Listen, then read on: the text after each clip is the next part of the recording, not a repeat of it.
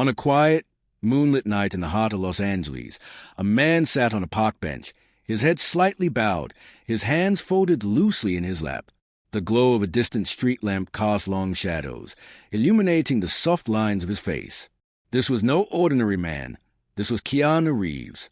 Despite being one of Hollywood's most beloved actors, Keanu had always lived by his own rules. Fame and fortune had never truly interested him. He had always sought something deeper, connection, meaning, humility. It was on nights like these, far from flashing cameras and extravagant parties, that he found solace in the simplicity of life. The bench creaked slightly as he adjusted his position. He had no home to return to that night, not because he couldn't afford one, but because he had chosen, just for a moment, to experience a world as so many others did. The unhoused, the forgotten, the overlooked.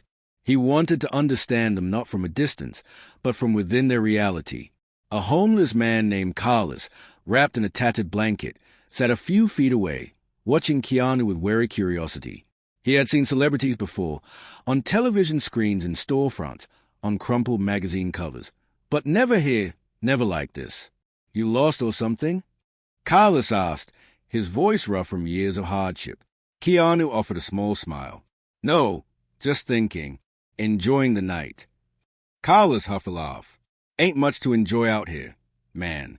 Cold concrete, empty pockets, and a whole lot of nothing."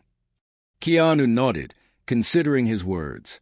"Yeah, but there's also quiet, a sky full of stars, and people who have stories worth listening to." Carlos raised a skeptical eyebrow. "You one of those rich folks trying to feel better about themselves?" Keanu shook his head. "No, just a guy who wants to understand." Carlos studied him for a moment before shrugging.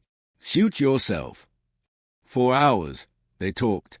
Carlos shared tales of his past, a once promising career in construction, a lost family, the slow unraveling of his life. Keanu listened, truly listened, without judgment or pity.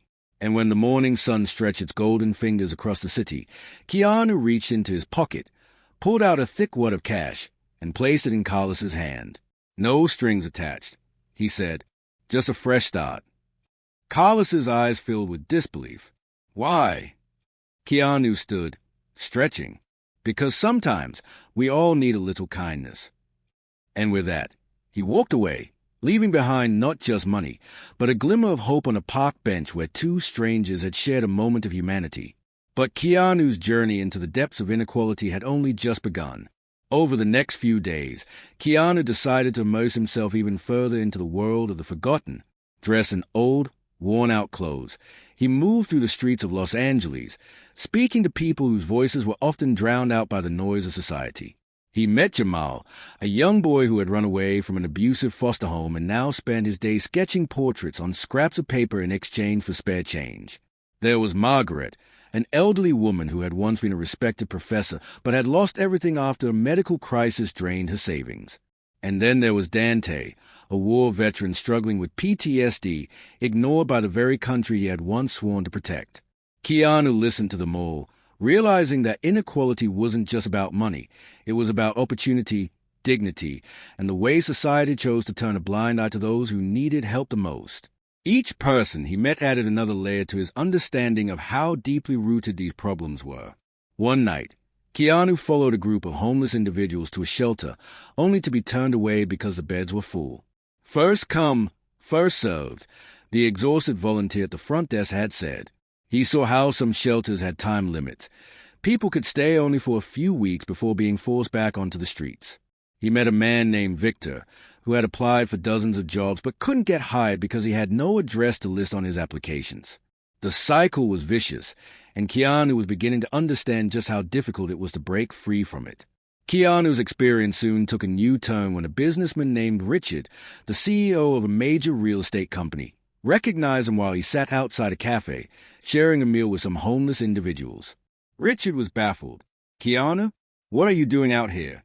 he asked. Keanu smiled. "Learning, trying to see the world from a different perspective." Richard scoffed. "There's nothing to learn here, my friend. Some people just don't try hard enough. That's why they end up where they are." Keanu's jaw clenched. "That's not true. You have no idea what these people have been through. Richard shrugged. Life's tough. Not everyone can be saved. That conversation haunted Keanu. He realized that many people in power saw the homeless as invisible, as a problem rather than human beings with stories, dreams, and struggles. He knew he had to do something more. Keanu used his influence to organize a campaign that not only raised funds for shelters but also provided resources for job training, mental health support, and affordable housing programs. He met with policymakers, urging them to look at the root causes of homelessness rather than treating it as an inconvenience to be swept away. Slowly, change began. More people started paying attention. More businesses stepped in to help. The media picked up the story, and conversations about inequality started spreading beyond just social media outrage. Keanu also reached out to schools and universities, encouraging students to volunteer, learn, and create initiatives to help the less fortunate. He started a mentorship program where successful professionals could guide homeless individuals through job applications, interviews, and skill-building workshops. Meanwhile, Carlos, Jamal, Margaret, and Dante weren't just surviving anymore. They were thriving. Carlos took up his old trade and started working construction again. Jamal got a scholarship for his art. Margaret was invited to lecture again, and Dante received the mental health support he desperately needed. Keanu didn't stop there. He worked with urban developers to repurpose abandoned buildings into affordable housing complexes. He launched food banks in areas with high homelessness rates. He even created an online platform where struggling individuals could connect with those willing to offer mentorship, employment, or simply a helping hand. One evening, as he sat on the park bench once again, a young girl approached him. Her clothes were torn, her face streaked with dirt. She handed him a small, crumpled note that simply read, "Thank you for seeing us." Tears welled in Keanu's eyes.